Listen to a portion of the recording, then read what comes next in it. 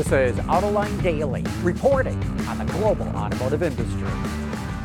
Harley-Davidson rode the baby boomer wave for a couple of decades, but that boom is over, and the iconic motorcycle maker is floundering. So now it sees its future in markets overseas, and not just for sales. Bloomberg reports that Harley is teaming up with Zhejiang Quangqing Motorcycle Company in China to develop new models that will be sold in Asia under the Harley brand.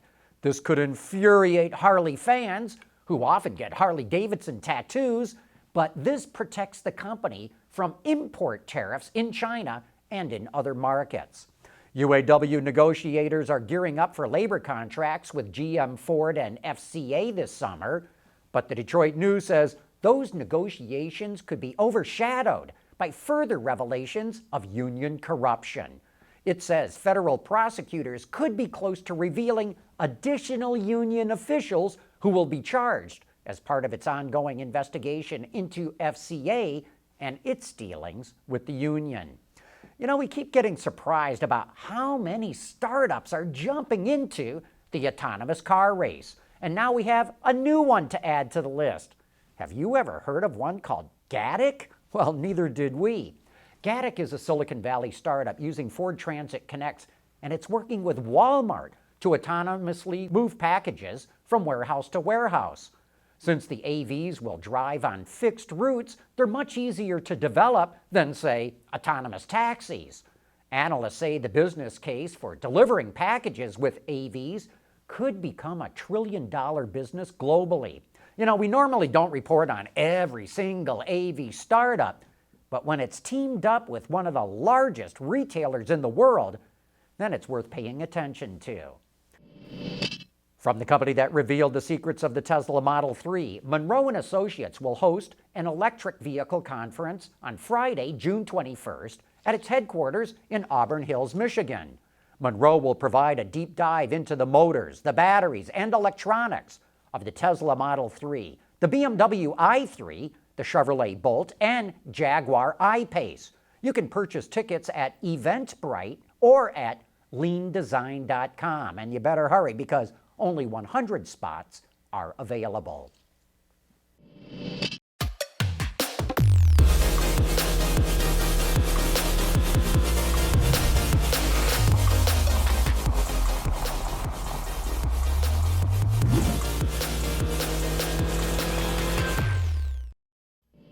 BMW is rounding out its 8 Series lineup with the introduction of the 8 Series Gran Coupe, which will replace the discontinued 6 Series Gran Coupe.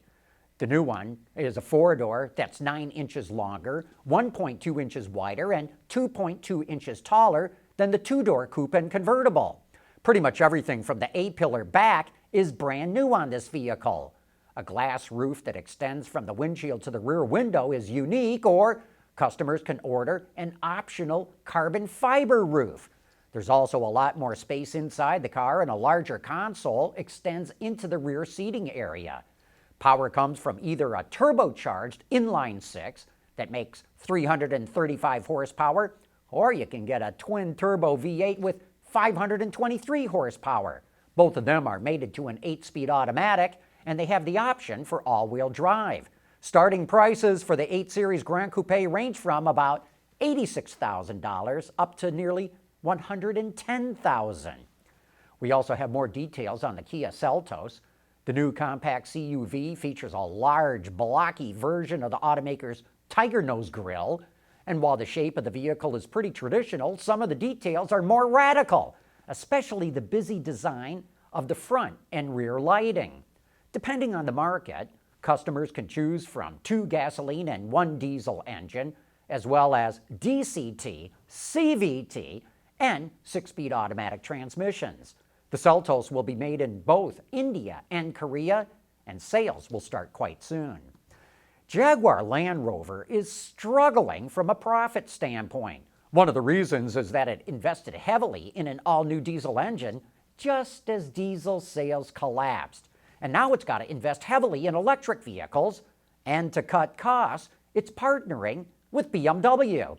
Both automakers are already selling EVs, but they need much more manufacturing scale to cut costs. they're going to jointly develop a new electric drive unit, or EDU, and each company will manufacture its own EDU, then tune it for its own driving characteristics. Autoline Daily is brought to you by Bridgestone Tires, your journey, our passion, and by DuPont, transforming industries and improving lives through material science. 3 years ago, Hyundai was losing market share in the American market because it missed the shift to crossovers and SUVs. It only had 3 CUVs in its lineup. But before this year is over, it'll have 7. And maybe the most important of them is the all-new Palisade, a 3-row, full-size CUV. It gets Hyundai into a segment where it really hasn't competed before. Even though Hyundai had shoehorned a 3rd row into the Santa Fe and called it the Santa Fe XL, it wasn't competitive. But the Palisade sure is. It goes right up against competitors such as the Ford Explorer, Honda Pilot, and Toyota Highlander. Hyundai really needs this vehicle. Its profits have been slumping for the last 3 years, and the Palisade is entering one of the most profitable segments in the industry. And later today on Autoline After Hours, we'll take you on a deep dive into the Palisade. Gary Vasilash and I were just at the media launch for the vehicle, and we interviewed the head of styling, the head of product planning, and the chief operating officer of Hyundai Motor America to get the full story of what the Palisade is all about. We also have a couple of colleagues coming on the show to give us their impressions. Nick Miles, who's known for his broadcast work with Fox Sports, amongst other outlets, and Roman Micah from the Fast Lane Car. So join us at 3 p.m. Eastern Time at our website or our YouTube channel to learn how and why Hyundai developed the Palisade. And with that, we wrap up today's report. Thank you for joining us.